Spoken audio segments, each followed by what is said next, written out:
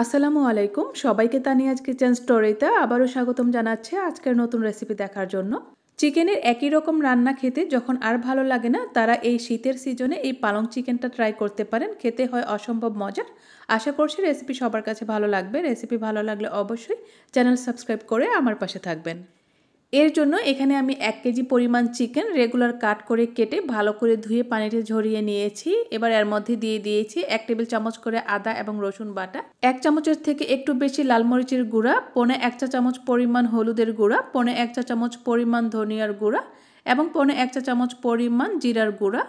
এখানে আমি half cup পরিমাণ টক দই দিয়েছি। সবকিছু একসাথে খুব ভালো করে মাখিয়ে নিচ্ছি মশলার সাথে মাংসগুলোকে খুব ভালো করে মাখিয়ে নিয়ে এবার এগুলোকে আধা ঘন্টা থেকে 1 ঘন্টার মতো আমি রেস্টে রেখে দিব। আর এরই মধ্যে আমি পালং শাক রেডি করে নিব। এর জন্য এখানে আমি ফুটন্ত গরম পানিতে প্রায় 300 গ্রামের মতো পালং শাক 2 মিনিটের মতো ভালো করে ফুটিয়ে নিব। শুধুমাত্র 2 মিনিট ফোটালেই হবে, এর থেকে বেশি ফোটালে কিন্তু পালং শাকের কালারটা নষ্ট হয়ে যাবে। ফুটিয়ে নেওয়ার পর সাথে সাথে এই গরম পানি থেকে পালং শাকগুলোকে তুলে আমি বরফ ঠান্ডা পানিতে রেখে দিব। এতে করে পালং শাকের যে সবুজ কালারটা এটা বজায় থাকবে। যদি শাকগুলোকে ঠান্ডা পানিতে না রাখা হয় তাহলে কিন্তু শাকের যে সবুজ কালারটা সেটা নষ্ট হয়ে যাবে। তো আবারও 2 মিনিটের মতো আমি শাকগুলোকে ঠান্ডা পানিতে রেখে দিয়েছিলাম। এখন এগুলোকে পানি ঝরিয়ে তুলে নিব।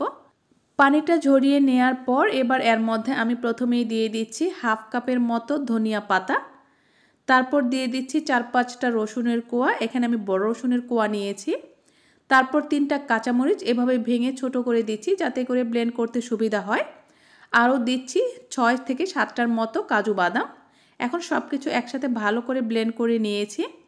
তো এবার মূল রান্নায় চলে যাচ্ছি। প্রথমে চুলায় একটা প্যানে আমি হাফ কাপ পরিমাণ রান্নার তেল দিয়েছি। তেলটা ভালো করে গরম হয়ে আসলে এবার এর মধ্যে কিছু গোটা গরম মশলা, এলাচ, দারচিনি, লবঙ্গ এবং তেজপাতা দিয়েছি। এগুলোকে 30 সেকেন্ডের মতো ভেজে নিয়ে এবার এর মধ্যে দিয়ে দিচ্ছি হাফ কাপ পরিমাণ পেঁয়াজ কুচি। পেঁয়াজগুলোকে আমি ব্রাউন কালার করে ভেজে নিব, তবে খুব বেশি বেরেস্তা টাইপ করে ভাজার দরকার নেই। যখনই এরকম লাইট ব্রাউন কালার চলে আসবে এর মধ্যে দিয়ে দিচ্ছি আমি হাফ কাপের মতো টমেটো কুচি। অবশ্যই এখানে পাকা টমেটো ব্যবহার করতে হবে। এখন এই টমেটোগুলোকে ভালো করে কষানোর জন্য আমি এখানে অল্প করে সব ধরনের মশলা অ্যাড করে দিচ্ছি। 1/4 চা চামচ করে লাল মরিচের গুঁড়া, হলুদের গুঁড়া, ধনিয়ার গুঁড়া এবং জিরার গুঁড়া দিয়েছি। যেহেতু আগে আমি গরম মশলার গুঁড়াটা অ্যাড করিনি তাই গরম মশলার গুঁড়া দিচ্ছি হাফ চা চামচ পরিমাণ। এখন এই মশলার সাথে টমেটোগুলোকে আমি 2 থেকে 3 মিনিটের মতো ভালো করে কষিয়ে নিব। তারপর এর মধ্যে আমি মাখিয়ে রাখা মাংসগুলো দিয়ে দিচ্ছি। মাংসগুলো দেওয়ার পর এখানে এক্সট্রা কোনো পানি অ্যাড করা যাবে না, কারণ মাংস থেকে কিন্তু পর্যাপ্ত পরিমাণে পানি উঠবে, যেটা দিয়ে কিন্তু মাংসগুলো প্রায় 90%-এর মতো সেদ্ধ হয়ে যাবে। আর তাছাড়া পালং শাকের যে পিউরিটা আমি তৈরি করেছি সেটা দিলেও কিন্তু একটু লিকুইড ভাব চলে আসবে। এখন কিছুক্ষণ কুক করে নেওয়ার পর দেখতেই পাচ্ছেন মাংস থেকে অনেকটা পানি ছেড়েছে। এখন এই পানিটা দিয়ে কিন্তু মাংসগুলো সম্পূর্ণভাবে কষানো হয়ে যাবে, প্লাস 90%-এর মতো সেদ্ধ হয়ে যাবে। ঢেকে দিয়ে এই পানিটা প্রায় শুকিয়ে যাওয়া পর্যন্ত আমি রান্না করে নিব। তো অলরেডি পানিটা কিন্তু অনেকটাই টেনে এসেছে, মাংসগুলো অনেকটা সেদ্ধ হয়ে গেছে।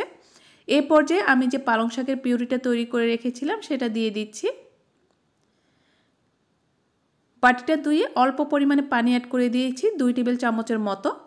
এবার নেড়েচেড়ে ভালো করে মিশিয়ে নিয়েছি। তারপর ঢেকে দিয়ে প্রায় 10 থেকে 12 মিনিটের মতো আমি রান্না করে নিয়েছি। আর এরই মধ্যে মাংস রান্না একদম কমপ্লিট হয়ে গেছে। আপনারা চাইলে নামানোর আগে একটু ঘি অ্যাড করতে পারেন, এতে করে ফ্লেভারটা সুন্দর আসবে, প্লাস খেতেও ভালো লাগবে। তবে আজকে আমি ঘি দেইনি কারণ আমার কাছে ছিল না। আশা করছি রেসিপি সবার কাছে ভালো লেগেছে। রেসিপি ভালো লেগে থাকলে অবশ্যই ভিডিওটিতে লাইক এবং কমেন্ট করে দিবেন আর আপনার ফ্রেন্ডস এবং ফ্যামিলির সাথে শেয়ার করবেন। সেই সাথে আমার ফেসবুক পেজটিতে ফলো দিয়ে রাখবেন। সাথে থাকার জন্য সবাইকে অনেক অনেক ধন্যবাদ। আল্লাহ হাফেজ।